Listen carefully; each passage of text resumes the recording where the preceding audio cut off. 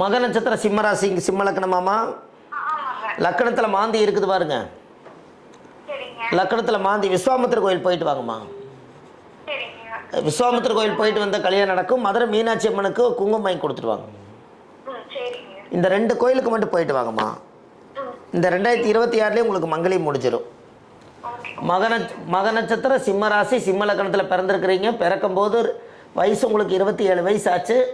கேது திசை முடிஞ்சு, சுக்கிர திசை முடிஞ்சு, சூரியன் முடிஞ்சு. சூரியன் வந்து இப்போ 2027 வரைக்கும் இருக்குது.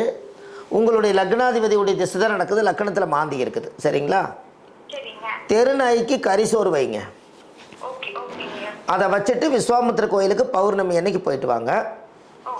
அதுக்கப்புறம் வந்து உங்களுடைய 7ஆம் இடம் அந்த ஜாதகத்தில் முடக்கு தோஷம் வந்து 10ஆம் இடம் தான் உங்களுக்கு முடக்கு.